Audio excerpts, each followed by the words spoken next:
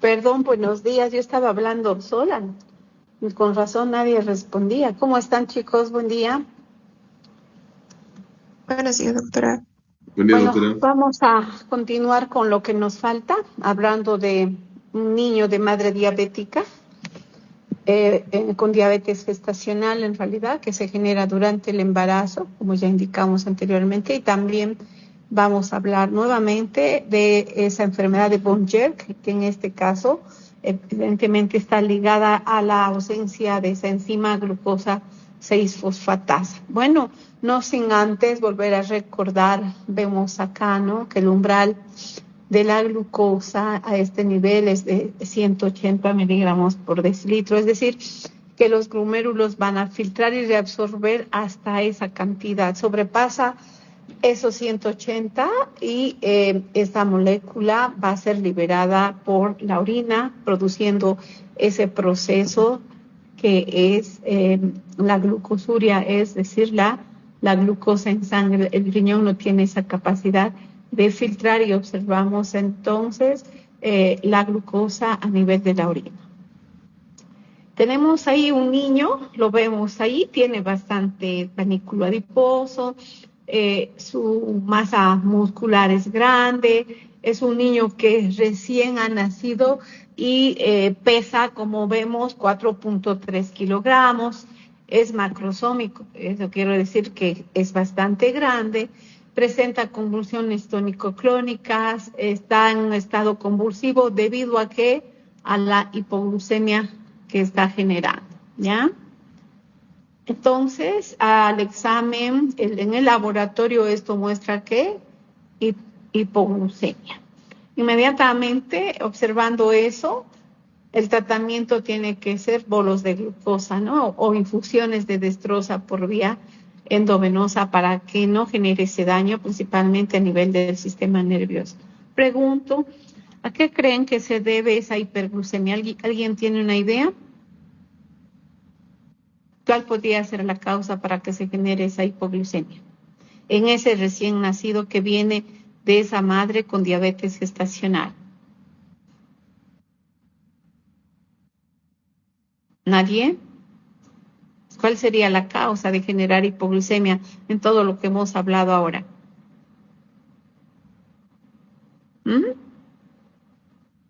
A ver, Marvin, ¿cuál sería tu respuesta?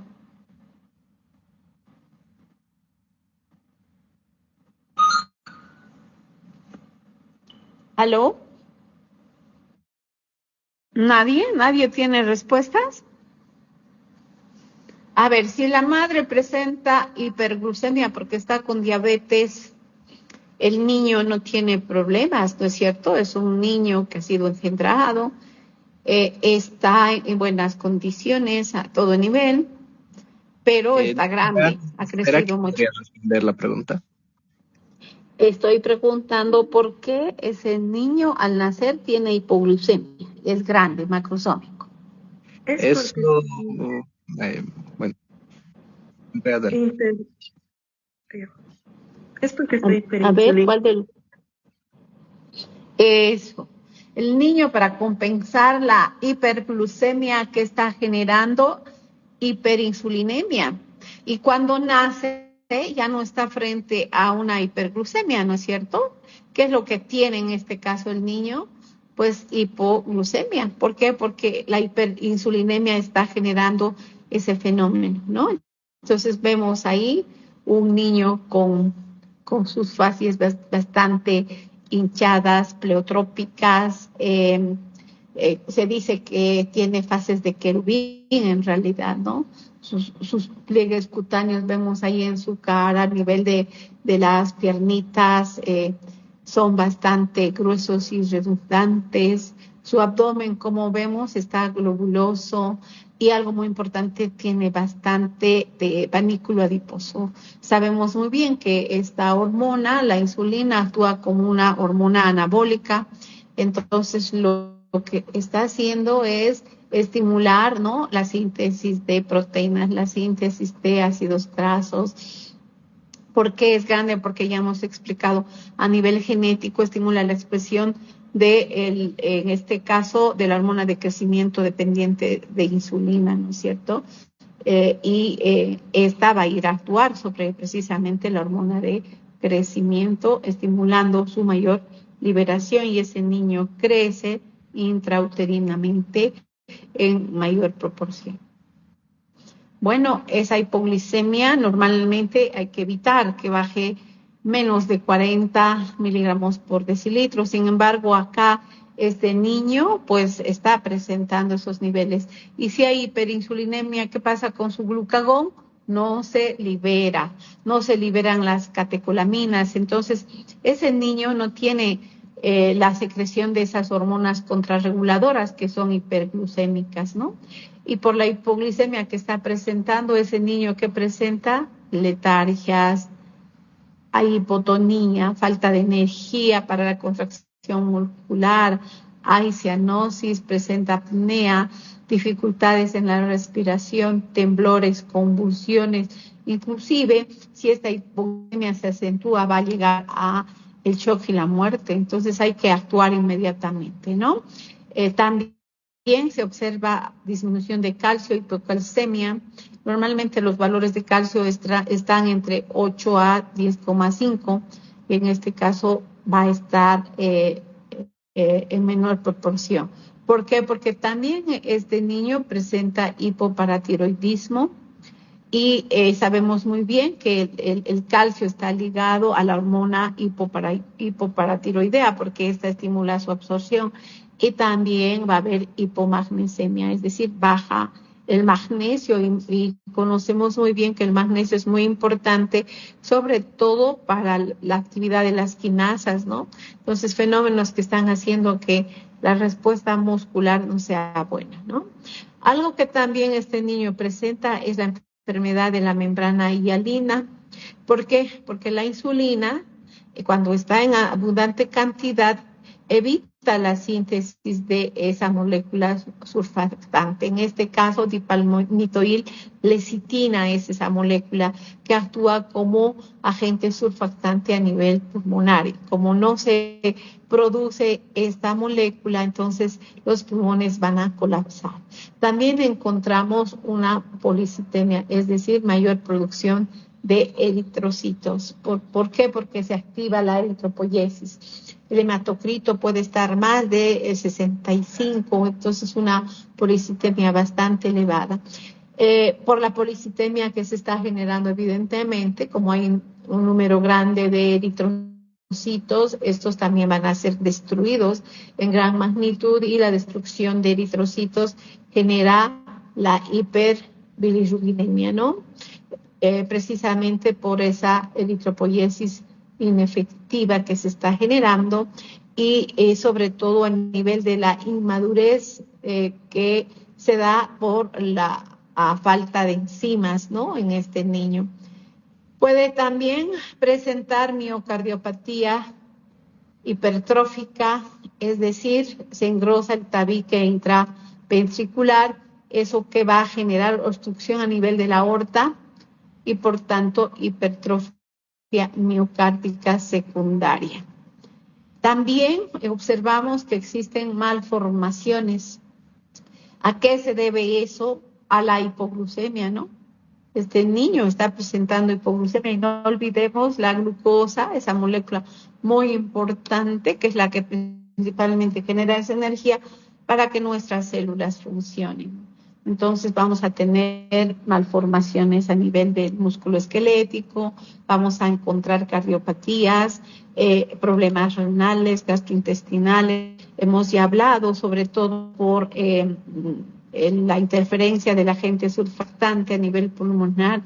Vamos a tener esos colapsos y también otro tipo de complicaciones a nivel pulmonar. Bueno, ¿qué es lo que se debe hacer con este niño para regular esa hipoglicemia que se está generando por la hiperinsulinemia?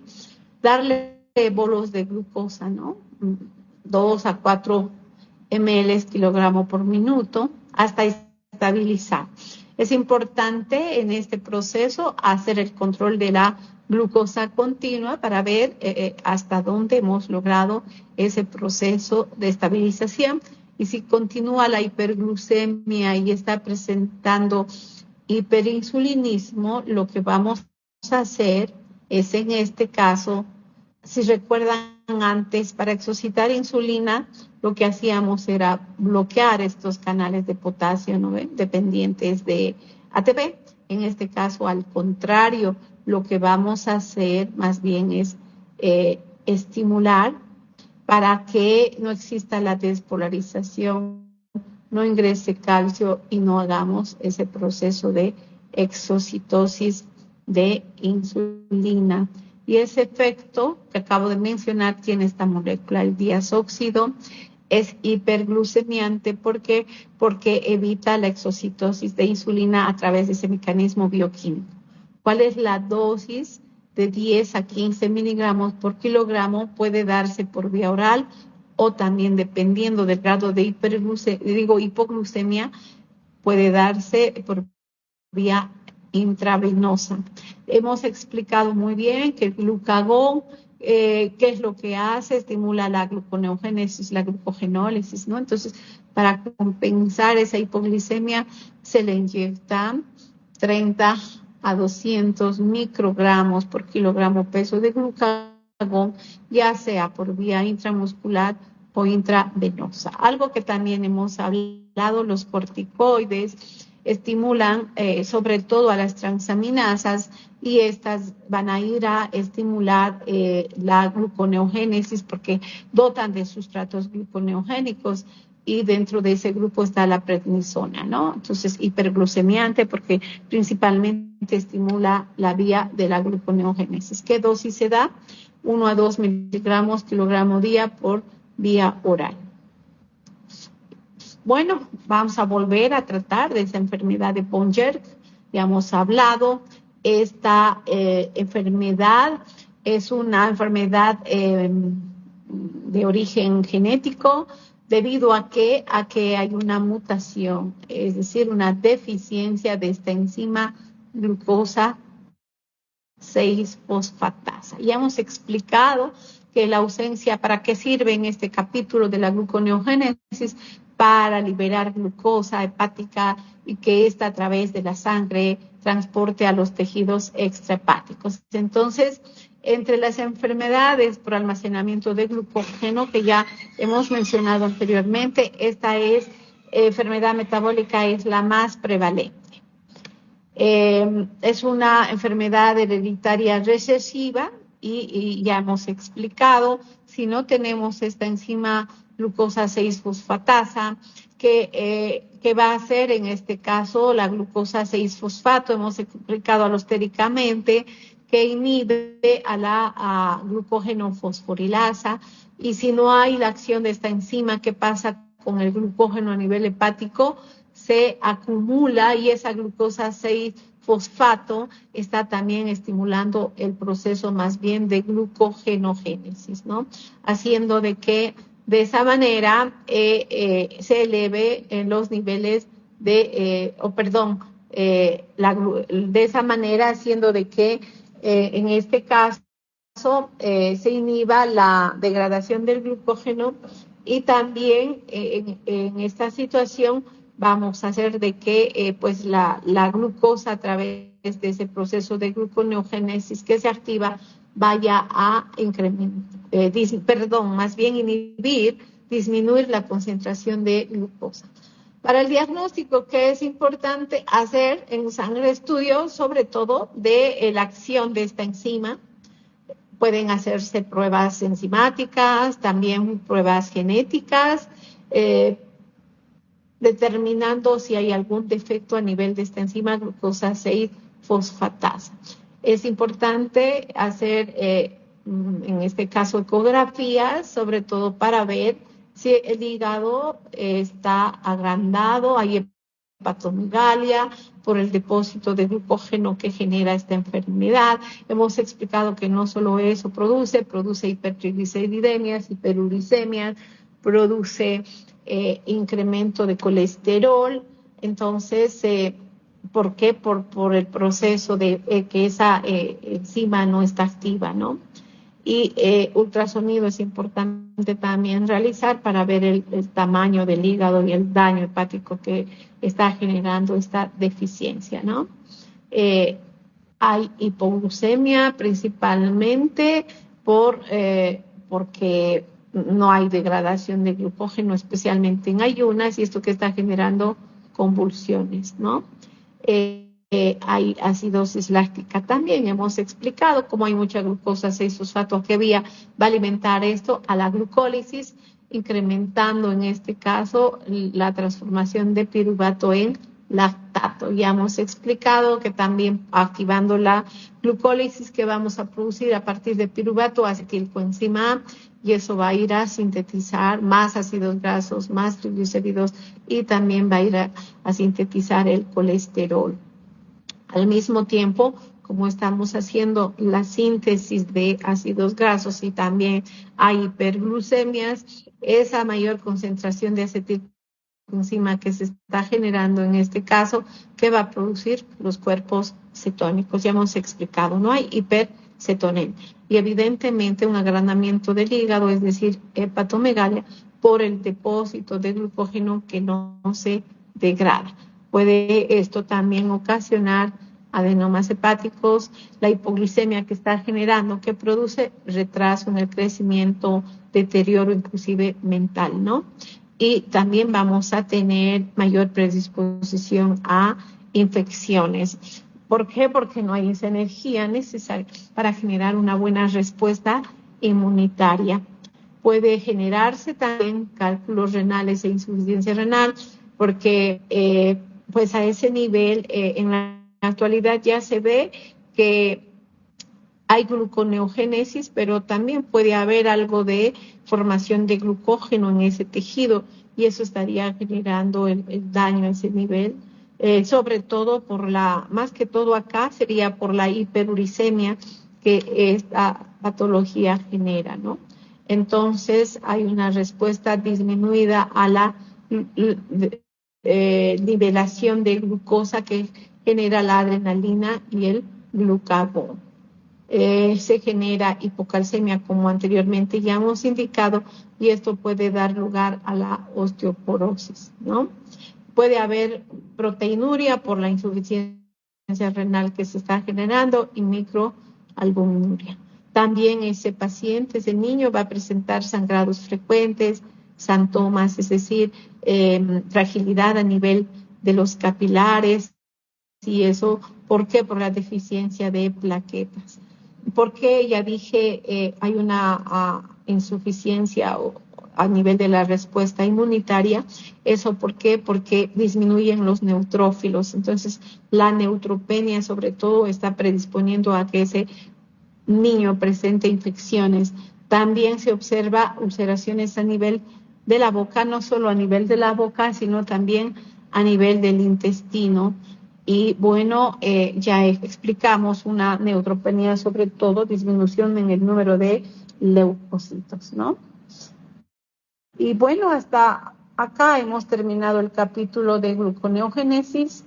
Ahora vamos a entrar en el próximo capítulo, que es el metabolismo intermediario. Ya vamos a hablar del metabolismo, haciendo repasos en general sobre el metabolismo de carbohidratos, sobre el metabolismo de lípidos y también sobre el metabolismo de proteínas.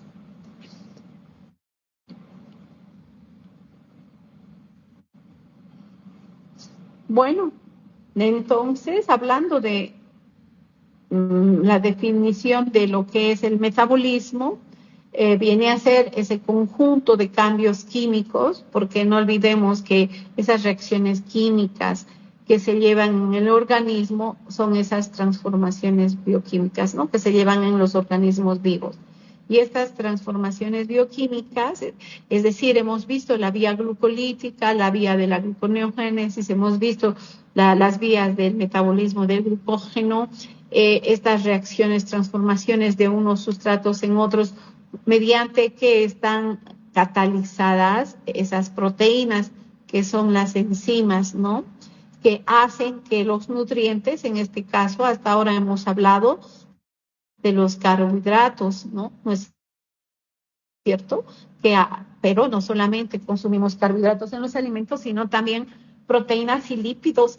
Y si hablamos de la glucólisis que hasta ahora conocemos, esta vía que produce intermediarios que van a participar como precursores de procesos biosintéticos, ¿no? Es decir, que a partir de esas moléculas se van a biosintetizar otras, es decir, que se está generando a partir de esos intermediarios procesos anabólicos que las células requieren, es decir, producir nuevas moléculas en el cerebro, por ejemplo, que necesitamos producir neurotransmisores, que necesitamos generar cuando una célula se está dividiendo, generar la replicación, replicar su material genético, ¿no es cierto? Entonces, vemos de que la glucólisis, por ejemplo, ahí al generar glucosa 6-fosfato para la síntesis de ácidos nucleicos, ¿qué es lo que va a hacer? Entrar a la vía de las pentosas, generar ribosa 5-fosfato,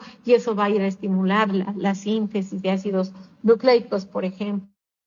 Tan fenómenos que se producen, ¿no? Entonces, ese conjunto de reacciones que se llevan a cabo,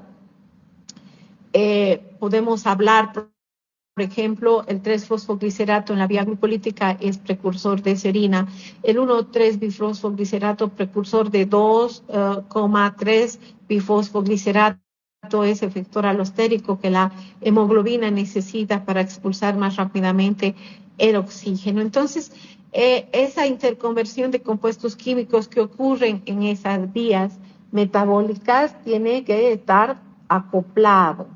Es decir, un sustrato a través de otra reacción transformarse en forma secuencial, en forma coordinada y sobre todo regulada, ¿no? ¿Y dónde se llevan a cabo esos cambios? Hemos explicado claramente en los capítulos anteriores, por ejemplo, para almacenar esa energía en exceso que nosotros estamos generando al consumir muchos carbohidratos. ¿Qué es lo que tiene que hacer esa glucosa en primer lugar para hacer esos cambios, esas transformaciones? Ingresar al interior de una célula, ¿no es cierto? Entonces, esas transformaciones, esos cambios que sufren las biomoléculas a través de esas enzimas que ya hemos explicado, constituyen entonces la glucólisis, hemos visto, tiene 11 reacciones, ¿no es cierto? O 10 reacciones catalizadas por 11 enzimas. Entonces, esa transformación de glucosa en piruvato se conoce como vía o ruta metabólica. Y podemos mencionar varios nombres, ¿no? Hablando de lipogénesis, que es la síntesis de ácidos grasos triglicéridos. Hablando de lipólisis, al contrario, que sería la degradación. Hablando de glucogenogénesis, hemos hablado ya, es la síntesis de glucógeno, de glucogenólisis, la degradación del glucógeno, de la glucólisis, la degradación de la glucosa, la gluconeogénesis, la síntesis de nueva glucosa, las de proteínas, etcétera, etcétera, ¿no? A nivel del metabolismo de nucleótidos también vamos a tener el proceso sintético y el proceso de degradación de nucleótidos. Entonces, vamos a resumir indicando que las funciones del metabolismo, sobre todo, que es incorporar nutrientes en esas vías que acabamos de mencionar. ¿Con qué finalidad? Con la finalidad de obtener energía metabólica. Esta energía, esta moneda energética, ¿quién es el ATP? Y también hemos visto que se generan coenzimas reducidas, ¿no? NADH, FADH, NADPH. Estas moléculas, NADH, FADH, hemos visto que es esa coenzima que transporta los electrones a la cadena respiratoria. ¿Y para qué? Para generar esta molécula de la vida que es el ATP, ¿no? Entonces, ¿de dónde se está generando esa energía, esa moneda energética en el organismo? A partir de ese metabolismo de nutrientes, en este caso el principal nutriente metabólico que genera energía es la glucosa, ¿no? Que pertenece a ese grupo de carbohidratos. Más energéticos todavía son los lípidos, sin embargo, usa el organismo los lípidos como fuente de energía en situaciones que los carbohidratos están en bajas concentraciones, y si los lípidos se agotan, usar las proteínas como fuentes energéticas, y son moléculas muy importantes que cumplen funciones vitales como enzimas, como transportadoras, como proteínas, formando parte de las estructuras, ¿no es cierto? Y entonces ese es el metabolismo. Y hemos explicado como otra función es el de suministrar precursores, ¿no es cierto?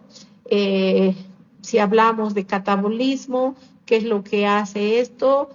Degrada, ¿no es cierto? Y hablando de la glucosa, a través de qué vías se degrada, de la glucólisis que produce eso piruvato, se sigue degradando, haciendo una descarboxilación oxidativa en acetilcoenzima el piruvato, y esta molécula donde ingresa al ciclo de Krebs, y este ciclo que genera intermediarios. Y estos intermediarios, ¿para qué van a servir? Para sintetizar muchas cosas, sintetizar aminoácidos, esos aminoácidos dan lugar a purinas pirimidinas, estas purinas pirimidinas dan lugar a la síntesis de ácidos nucleicos, el succinilcoenzima A que el ciclo de Krebs produce también es importante para la síntesis del EM. Primero porfirinas, con un aminoácido se combina succinilcoenzima A, que en este caso es la glicina, y eso va a dar lugar a las porfirinas con el hierro que producen M, y los M que sintetizan, pues van a sintetizar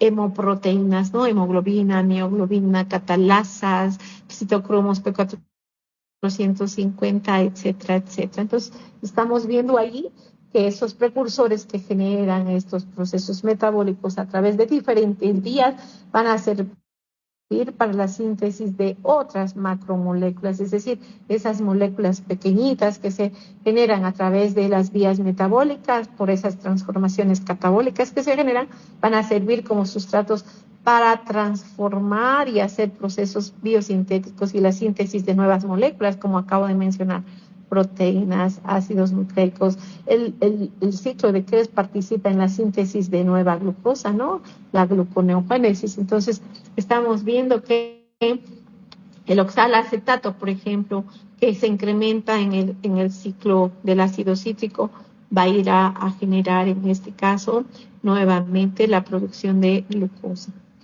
Bueno, eso importante la función del metabolismo en la transformación de nutrientes metabólicos en moléculas específicas que sobre todo requieren las células, ¿no? Y que además estas células van a producir moléculas especializadas para generar las funciones vitales, por ejemplo, las células neuronales que necesitan producir neurotransmisores para cumplir esa función del cerebro que hace la neurotransmisión, y eso necesita precursores, necesita energía. Bueno, también está en el anabolismo y catabolismo, ¿no? Es decir, el metabolismo es eso, hacer la biosíntesis de moléculas complejas a partir de moléculas pequeñas, o degradar moléculas complejas y transformar en moléculas sencillas que van a servir como moléculas de funciones especializadas, ¿no? Y algo muy importante que también hace el metabolismo es eliminar las sustancias de desecho. Entonces, haciendo como un resumen del metabolismo intermediario o energético, decimos que ese conjunto de reacciones que generan las células, haciendo que las moléculas que ingresan a estas sean transformadas a través de ¿qué? De rutas o vías metabólicas, ya sea degradativas, estoy hablando de catabolismo, que da lugar sobre todo eso ¿a qué? A la generación de energía.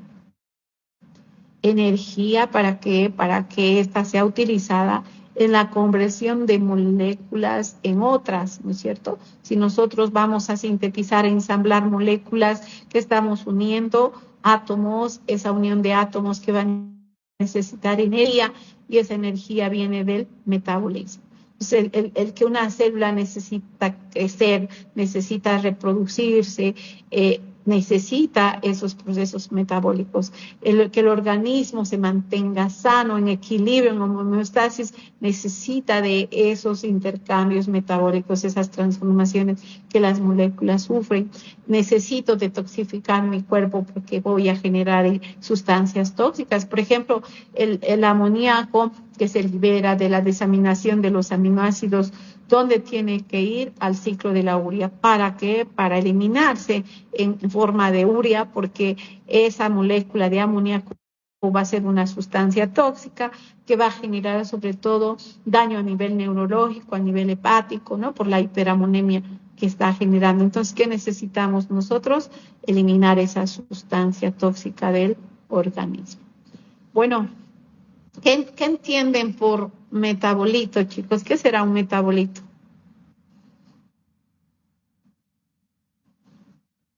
Hola, ¿qué es un metabolito?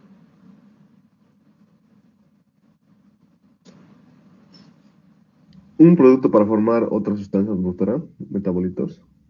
¿Qué cosita, perdón? Un producto antes de formar una sustancia para formar anabolismo, técnicamente, a lo que entiendo. Algo así. Puede ser, por ejemplo, el piruvato es un metabolito. El piruvato, ¿dónde entra? Hace muchos procesos, sirve por transaminación que va a sintetizar alanina, ya está formando un aminoácido. ¿En qué se va a transformar el piruvato? En lactato. Piruvato puede descarboxilarse y producir acetilcoenzima. Entonces, piruvato es un metabolito. ¿La glucosa es un metabolito? Sí, ¿verdad? Entonces, metabolitos son esos compuestos químicos intermediarios que normalmente se generan por esas reacciones enzimáticas, ¿no? Por ejemplo, la glucosa 6-fosfato, ¿en qué vía se produce? ¿De dónde deriva la glucosa 6-fosfato?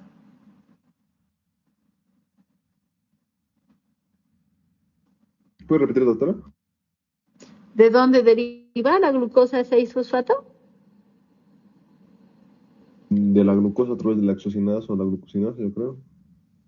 Exocinasa, glucosinasa, ¿en qué vía? Glucolítica. Por eso la glucólisis es muy importante.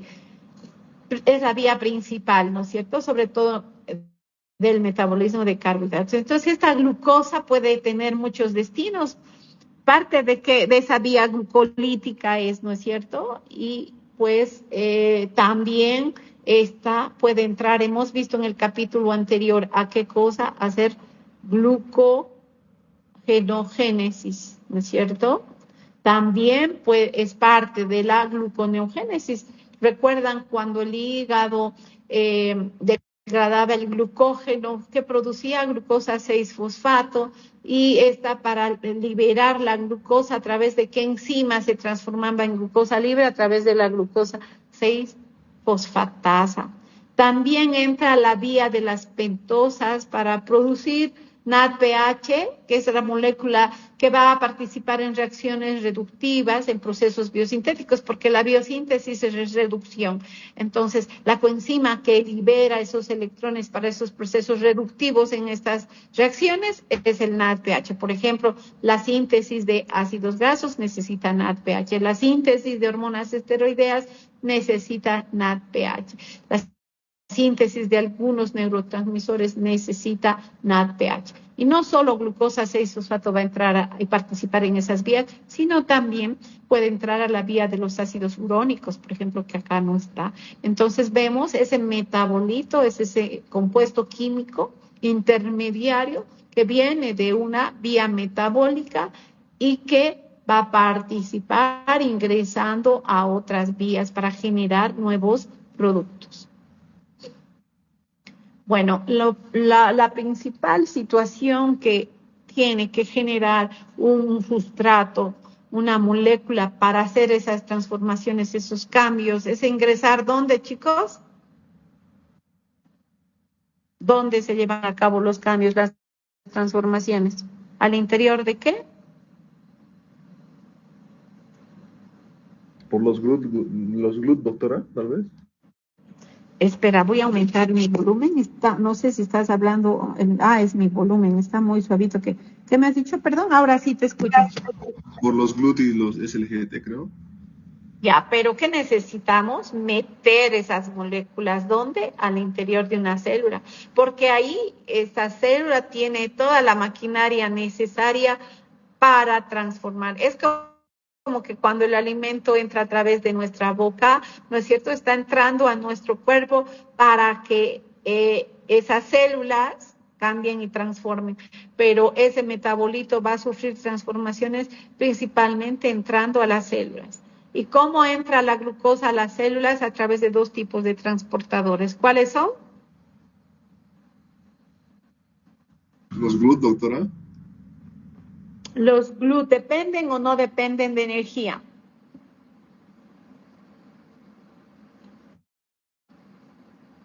No dependen porque están haciendo difusión facilitada, es decir, una proteína está permitiendo el transporte de esas biomoléculas.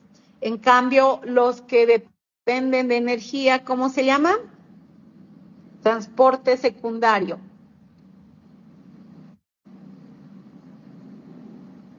Sodio, glucosa, transportadores, ¿no? Estoy hablando de los SGLT. Y estos son de tres tipos, SGLT 1, 2, 3. ¿Y dónde actúan? Actúan principalmente a nivel del intestino, actúan a nivel del riñón y también ya se ha visto que existe a nivel cardíaco, ¿ya? Entonces, ¿dónde están situadas estas? Son proteínas en la membrana apical a nivel del epitelio intestinal y ya dije, y también renal, y ya se ha visto a nivel cardíaco, ¿sí?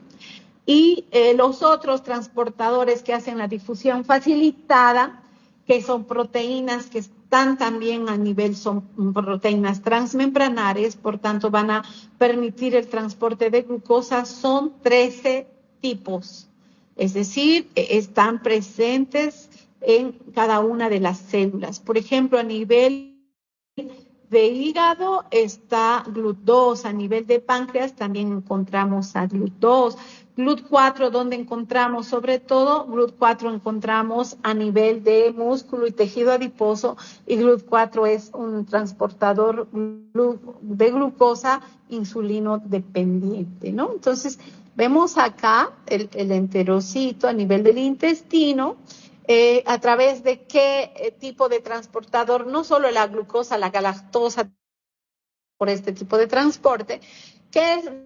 Necesito yo sodio. ¿De dónde viene ese sodio? De esta bomba, sodio, potasio, ATPasa. ¿Qué es lo que hace esta bomba? Saca 3 sodios al líquido extracelular. ¿Por qué necesita energía? Porque está haciendo un contratransporte, es decir, sacando sodio de menor concentración a mayor concentración y metiendo potasio de menor concentración a mayor concentración, porque bien sabemos que potasio está más concentrado a nivel de la célula. Entonces, para ello, ¿qué necesitamos? Energía para poder realizar ese transporte que está en contra de gradiente. Y la energía genera esta enzima ATPasa, degradando el ATP y transformando en ADP, y eso produce la energía necesaria para hacer ese contratransporte. ¿Qué pasa con el sodio? Va a volver a ingresar con la glucosa, y por eso decimos transporte secundario, porque este transporte primario, que es la bomba de sodio, potasio, ATPasa, es la que está transportando esta molécula, y el sodio vuelve a entrar con la glucosa, está haciendo un proceso de transporte a través de este transportador, y sería un transporte secundario activo, ¿no? Y la glucosa, para entrar a la circulación porta, necesitamos de este transportador GLUT2, no solo la glucosa, la fructosa, la manosa, la galactosa van a entrar luego por este transportador. Glucosa no entra por los SGLT, fructosa no entra por los LGLTs, fructosa entra por GLUT5, pero después al sistema porta va a entrar a través de GLUT2. Entonces, estamos explicando cómo actúan esos transportadores. Y en este esquema se ve claramente, ¿no? Sodio, ¿qué está haciendo? Saliendo al líquido extracelular, que está entrando a la célula el potasio a través de esa bomba de sodio, potasio, ATPasa. y esto está permitiendo que entonces la glucosa ingrese con el sodio que ha salido a través de este transportador y nuevamente sea internalizada a través de GLUT2 al sistema porta y eso al hígado, y el hígado va a ser el responsable de hacer que esta se entre a varios procesos, en este caso almacenarse, entrando a esa vía de glucogenogénesis, ¿no es cierto? Hemos hablado también que dentro de estos GLUT tenemos a nivel de músculo y tejido adiposo a los GLUT4, ¿no es cierto? Hemos explicado claramente que hormona es la que permite la síntesis y la liberación de esa vesícula que contiene esta proteína transportadora, la insulina. Se une a su receptor, hace sus procesos de cascada de señalización de fosforilaciones amplificadas. Esto está haciendo que este transportador se exocite a la membrana y permita ¿qué cosa? El transporte de glucosa, ¿no es cierto? Entonces, a nivel renal, que tenemos en el túbulo proximal, este transportador SGLT, ya hemos explicado claramente que transporta esto, sodio, glucosa al mismo tiempo, ¿no es cierto? Bueno, entonces tenemos ahí la lista enorme de esos 13 transportadores. Como ya dije, SGLT principalmente transportan glucosa y galactosa, donde encontramos en el intestino, a nivel del intestino delgado, en el duodeno, en el yeyuno, en los riñones y en el corazón. Ya hemos hablado en los túbulos proximales, sobre todo a nivel renal. ¿Cuál es la función a nivel renal? Reabsorber la glucosa y siempre contragradiente de concentración, ¿no? Tenemos GLUT1 a nivel de cerebro, a nivel de riñón, colon, placenta, eritrocitos, linfocitos. GLUT2 tenemos también a nivel de eritrocitos, a nivel de las células beta pancreáticas, a nivel hepático, a nivel del intestino delgado. Acabamos de explicar, no solo ahí, a nivel de la nefrona, de la retina, de la placenta. Por ejemplo, la diabetes insípida está ligada a un defecto en este transportador y esto quien regula la antidiurética y ahí se produce la diabetes insípida, por ejemplo, ¿no? GLUT3, ¿dónde encontramos? En placenta, cerebro, riñón, hígado. Entonces vemos de que estos transportadores no es un solo transportador que está en una célula, sino son varios en muchos de los casos, ¿no? Como ya dije, esto es muy importante. Lo que está marcado en rojo es lo más importante que debemos conocer.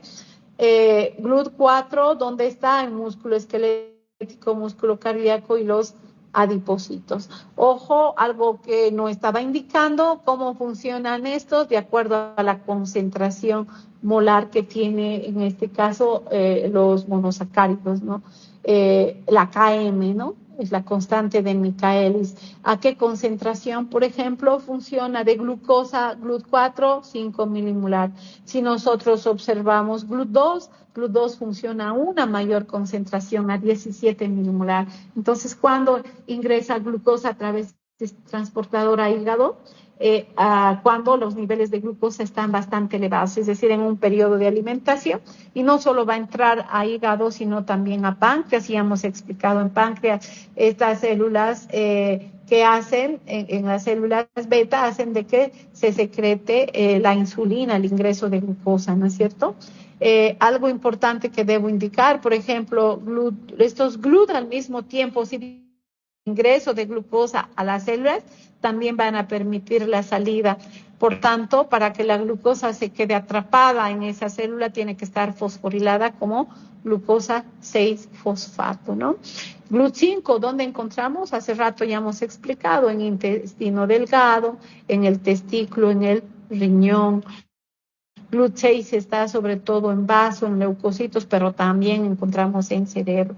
GLUT7 en hígado, testículo, próstata, etc. Cuando hablo de tejidos gluconeogénicos, estoy hablando de hígado y de riñón principalmente, ¿ya? Y encontramos acá, por ejemplo, estos, GLUT13, se ha visto que actúa a una elevada concentración de glucosa, 100 milimolar necesitamos, ¿no? y encontramos en cerebro, en las células gliales, en las neuronas. Entonces, esta molécula sobre todo permite el transporte exclusivamente a nivel del cerebro y podemos clasificar de acuerdo a su filogenia en 3 clases, ¿no?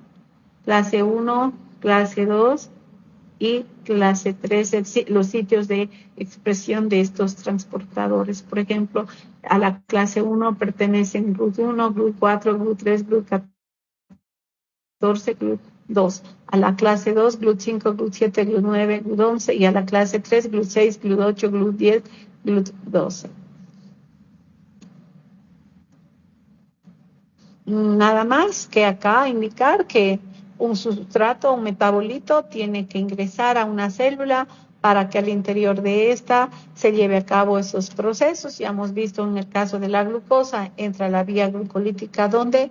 En el citosol, en que se transforma en piruvato. Esa molécula que tiene que hacer, entrar a la mitocondria a través de un transportador. Y ese transportador va a permitir que piruvato luego haga otra reacción de descarboxilación transformándose en acetilcoenzima A. Y esta va a ingresar al ciclo central, que es el ciclo de Krebs. Y ese ciclo va a generar procesos oxidativos, produciendo ATP a nivel de sustrato, produciendo NADH, FATH, esas coenzimas reducidas, que el anfibolismo, es decir, ¿qué quiero decir cuando digo anfibolismo? Estoy a partir de moléculas pequeñas, en este caso, vamos a ir anabolismo, sintetizando nuevas moléculas más complejas, ¿no? Y sobre todo vemos acá la glucosa está generando estas moléculas energéticas a nivel de hígado y riñón, es GTP en el ciclo de Krebs y no es ATP, que se genera y esa molécula va a cumplir funciones vitales, contracción muscular, que nuestro corazón bombee, que se genere la neurotransmisión, necesitemos hacer la replicación, la división celular, el crecimiento de células, alimentar esas células. Entonces su alimento de las células es la energía, porque esta va a permitir la transformación. ¿Qué necesitamos en los ribosomas? Sintetizar proteínas. Para sintetizar proteínas, ¿qué necesitamos?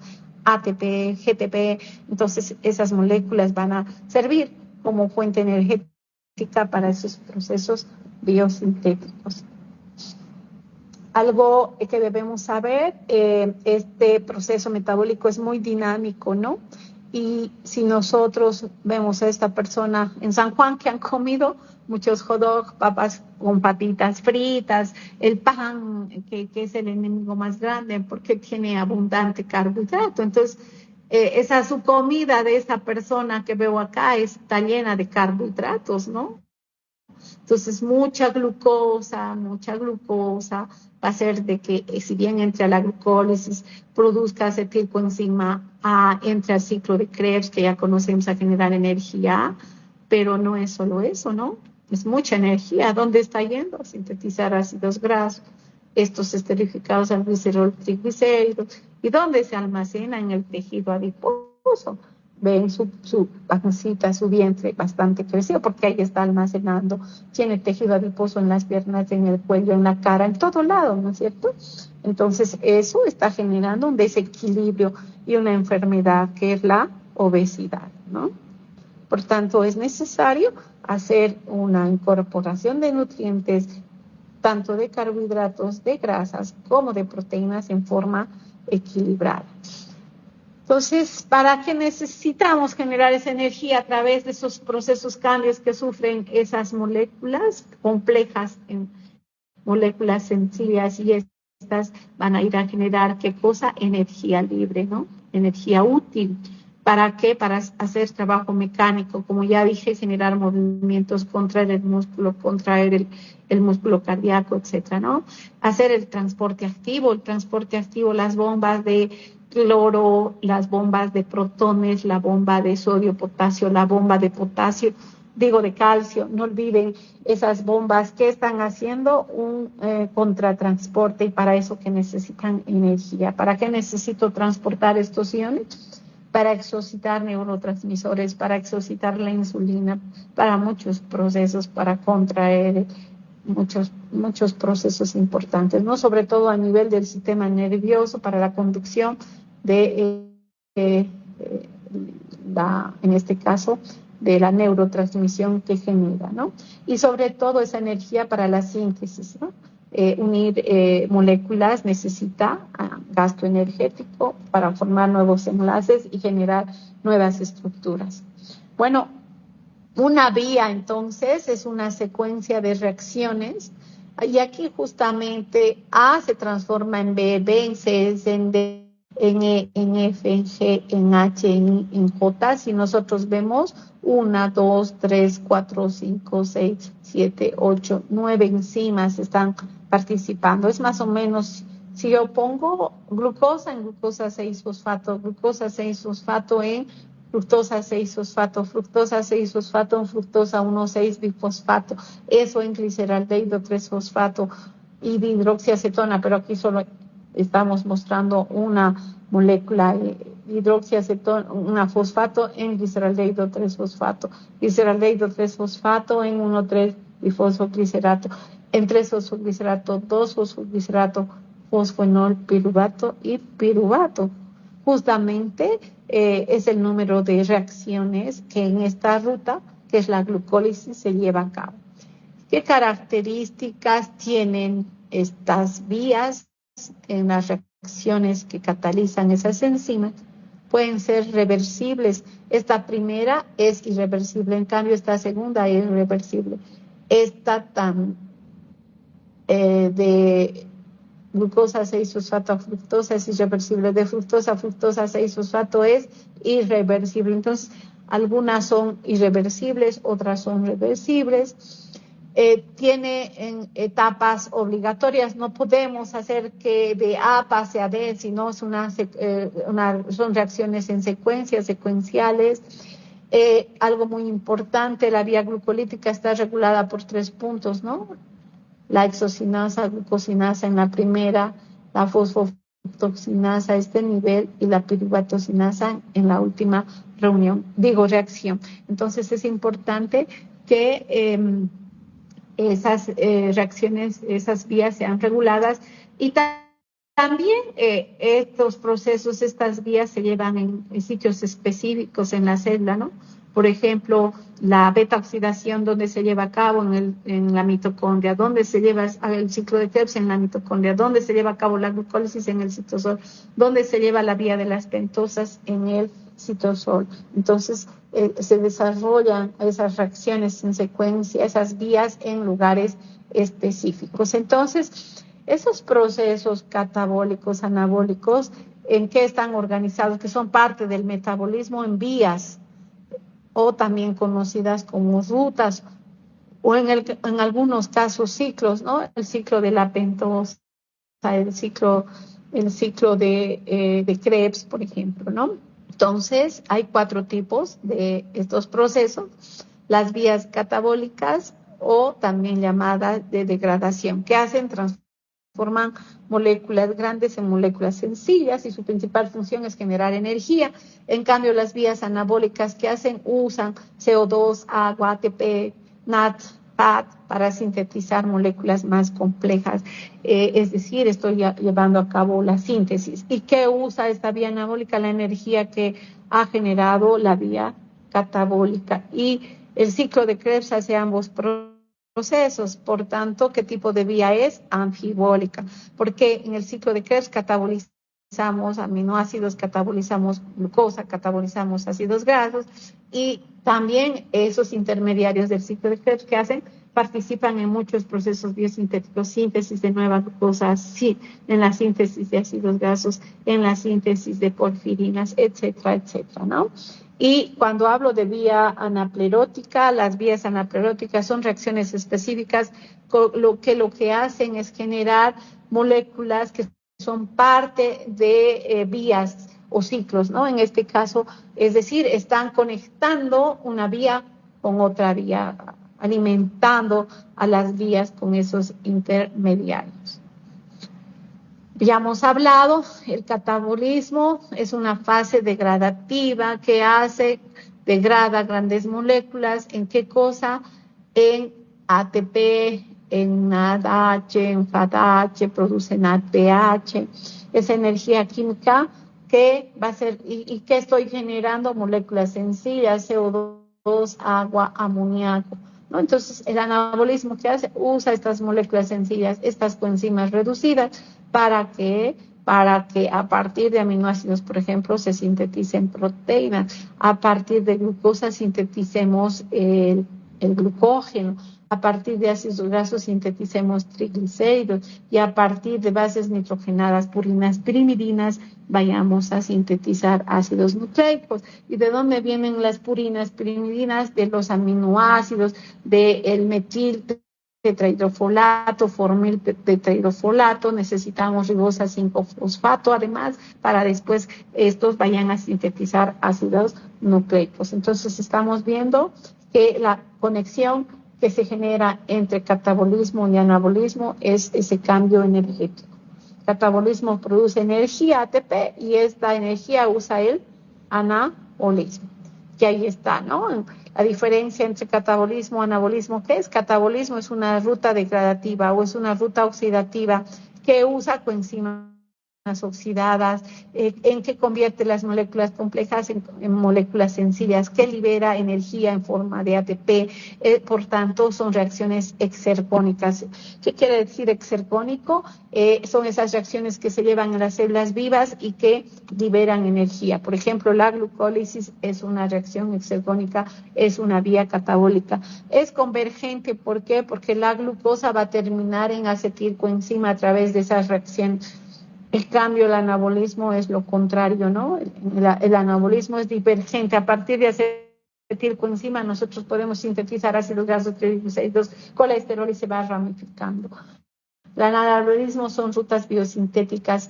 ¿Qué tipo de ruta es reductiva? Porque ahí el anabolismo requiere de reacciones de reducción. ¿Y qué coenzimas se usan? Coenzimas reducidas para esos procesos reductivos y su función es transformar moléculas simples en moléculas de gran tamaño, más complejas. Estas reacciones que necesitan un gran consumo de ATP, en cambio catabolismo que está produciendo ATP. Son, por tanto, como consumen energía endergónicas y son divergentes, ¿no? El catabolismo que produce equivalentes reductores. Cuando hablo de equivalentes reductores, ¿qué son estas coenzimas reducidas NAD y PAD? Ya hemos explicado dónde se produce NAD en la glucólisis, en el ciclo de Krebs, en la beta-oxidación. ¿Dónde se produce PAD? En el ciclo de Krebs, en la beta-oxidación. ¿Dónde se producen productos simples? Pues en las vías metabólicas. Por ejemplo, en la glucólisis anaerobia que se produce lactato.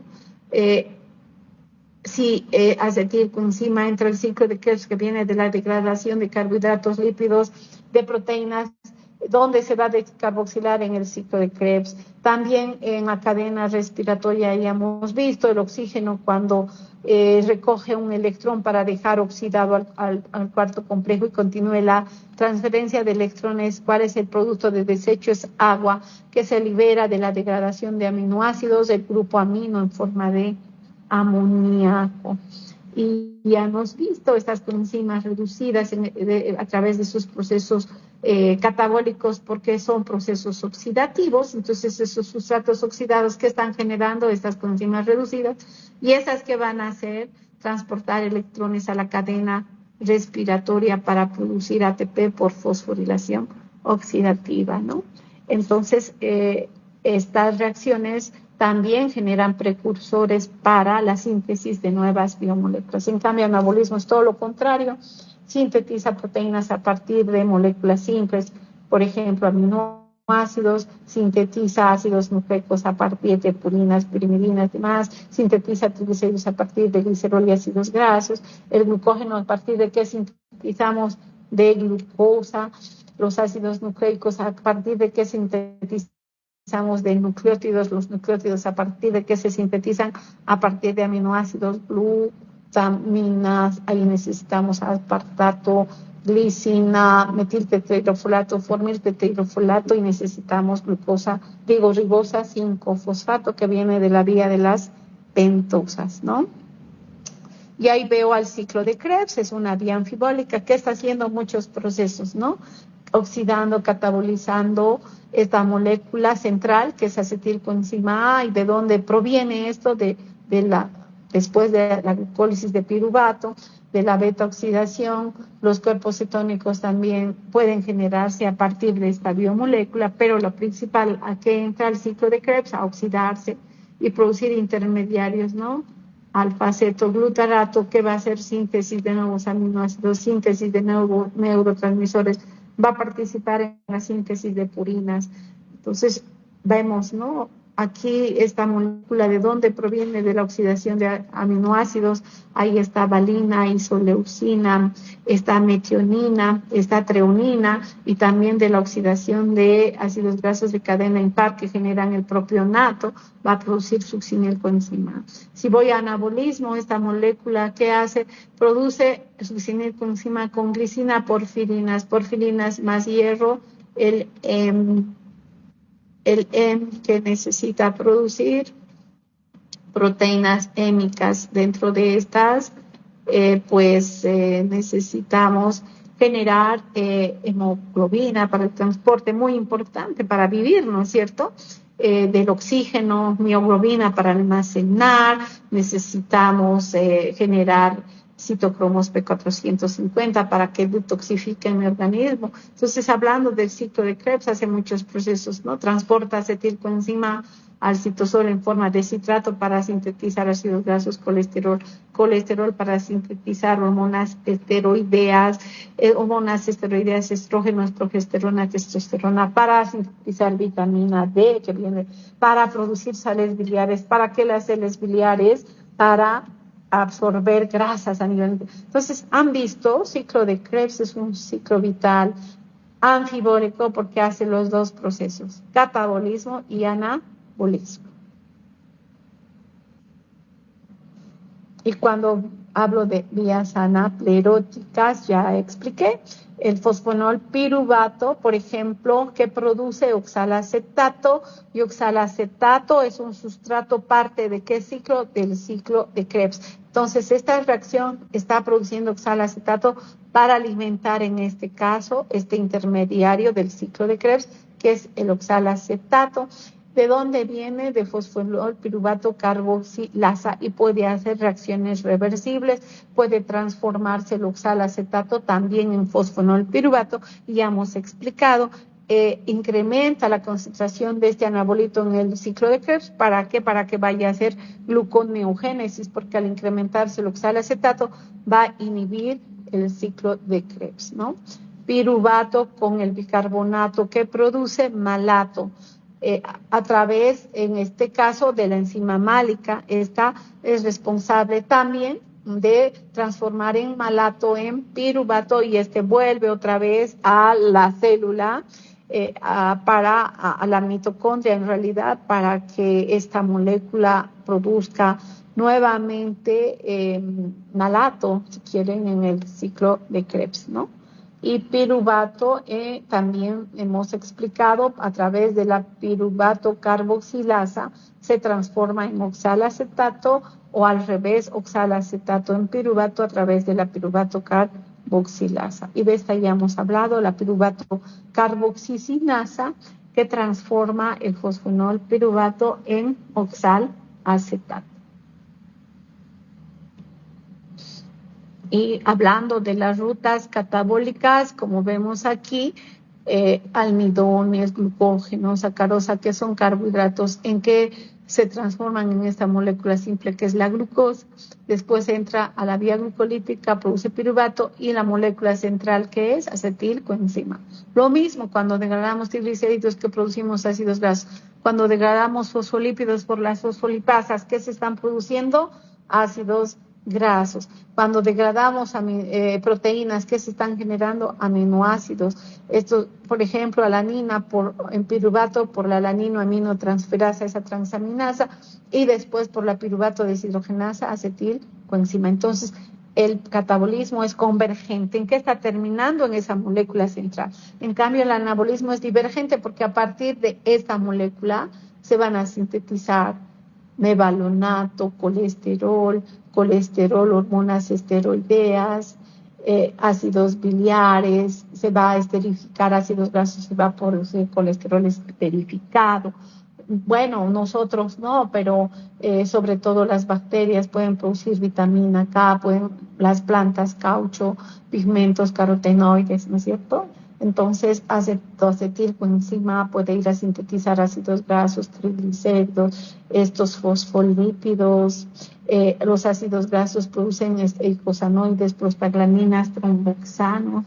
Y en todos esos procesos, ¿qué necesito para que esta acetilcoenzima esté en el citosol y haga todos estos procesos? Necesito que salga de la mitocondria como citrato. Entonces ahí está participando el ciclo de Krebs y después se va a ramificar a generar todas esas reacciones. Y cuando hablo de vías anapleróticas, estoy hablando del ciclo de Krebs, de la vía de las pentosas, porque estos ciclos hacen los dos procesos, tanto catabolismo como anabolismo. ¿Y qué es lo que interrelaciona una vía, es decir, el catabolismo con el anabolismo? Es la energía. Cuando hablo del panorama, y creo que no voy a terminar, qué pena, hemos visto, ¿no?, los alimentos, qué tipo de moléculas ingresan, polisacáridos, triglicéridos, fosfolípidos, proteínas, ¿verdad?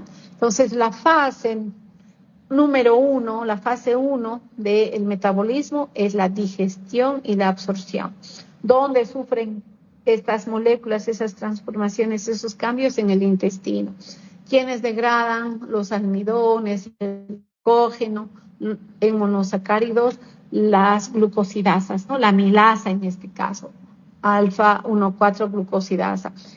Tenemos también de la degradación del glucógeno de almidones, la isomaltosa, esa disacárido formado por uniones glucosídicas alfa 1,6, y ahí van a actuar las glucosidasas alfa 1,6, en este caso como la isomaltasa, degradando esos enlaces alfa 1,6 y el producto que es monosacáridos. Los disacáridos se degradan, ¿por qué? Por las disacaridasas. La maltasa degrada la maltosa, la sacarasa, la sacarosa, que degrada la lactasa, la lactosa, ¿no es cierto? Entonces, estas formas simples ya hemos explicado, ya conocemos, se absorben por esos transportadores, los GLUT, los SGLTs. Las grasas tienen que desesterificarse. ¿Qué produce eso? Glicerol, ácidos grasos. ¿Quiénes participan ahí? Las sales biliares, pero estas ingresan nuevamente esterificadas a través de los kilomicrones al organismo. Las proteínas no entran como proteínas. ¿Cómo entran? En forma simple, como aminoácidos. ¿Quiénes son las responsables? Las enzimas digestivas. Ya hemos hablado, la tripsina, la quimiotripsina, la elastasa, etcétera, ¿no? Y también estos hacen procesos de transaminación y desaminación, generando después la parte carbonada, que va a entrar ¿dónde? A la segunda fase, produciendo ¿qué cosa? Intermediarios en el ciclo de Krebs. Si hablo de los ácidos grasos, ¿qué están haciendo? Beta oxidación. Si hablo de la glucosa, ¿qué hace? O la manosa, galactosa, entran a la vía glucolítica. Esa, ¿qué fase es? La segunda fase del metabolismo, ¿no? Es decir, transformar los ácidos grasos en acetilcoenzima por beta oxidación, que es segunda fase del metabolismo de esas moléculas. Transformar los aminoácidos en intermediarios del ciclo de Krebs, que es la segunda fase. Y cuando hablo netamente del ciclo de Krebs, ya de todas esas reacciones, es el ciclo central, estoy hablando de la tercera fase del metabolismo. Y sabemos muy bien que generan estos procesos, estas vías ATP y coenzimas reducidas, equivalentes reductores, NADFAT reducidos, y donde transportan esos electrones a la cadena. ¿Con qué finalidad? Hacer fosforilación oxidativa, y el producto de esto, ¿qué es? ATP. Oxidar a las coenzimas para que vuelvan a entrar al ciclo de Krebs, generar por descarboxilación dióxido de carbono, y sabemos muy bien que en este caso, en la cadena de transporte de electrones, el producto que va a ser agua. Entonces, esas moléculas terminan en esto, ¿no? En agua en CO2 y coenzimas reducidas. Y si hablo de aminoácidos, la desaminación, transaminación, ¿qué está produciendo? Amoníaco. Y el amoníaco, ¿cómo se va a eliminar? Como urea, ¿verdad? Bueno, chicos, entonces ese es el panorama general, ¿no? Donde las proteínas se degradan en aminoácidos, estas donde ingresan a generar piruvato, a generar acetilcoenzima, a producir intermediarios del ciclo de Krebs. Con los carbohidratos ya conocemos, entran a la vía glucolítica. ¿Qué produce esto? Piruvato. El piruvato, acetilcoenzima, ¿dónde ingresa a oxidarse el ciclo de Krebs? ¿Qué pasa con los ácidos grasos? Hacen beta oxidación. ¿Qué producen estos? Acetilcoenzima. ¿Esta dónde entra a oxidarse? Al ciclo de Krebs. Y bueno, lo mismo, catabolismo, procesos oxidativos. El producto final, que es, ya dijimos, urea, agua, dióxido de carbono y ATP como fuente energética. Y ese es el panorama al revés, intermediarios del ciclo de Krebs que generan aminoácidos. Los aminoácidos, ¿para qué van a servir? Para sintetizar nuevas proteínas. O bien ya hemos explicado en situaciones de hipoglicemia, ¿qué hace el ciclo de Krebs? Gluconeogénesis, está produciendo glucosa. Después, si hay mucha glucosa, ¿en qué se va a ir a almacenar? En forma de glucógeno, ¿verdad? Entonces, todo esto que estoy hablando es el panorama general del metabolismo. Bueno, vamos a continuar mañana más. Pensaba yo terminar hoy día, pero tengo clases luego, me tengo que retirar porque mis clases prácticas las tengo a las 8:15 y debo correr a mis clases. No sé si hay alguna pregunta, chicos. ¿Aló? Si no hay preguntas, nos vemos mañana a las 2 de la tarde. Que les vaya bien. Buen día. Hasta luego.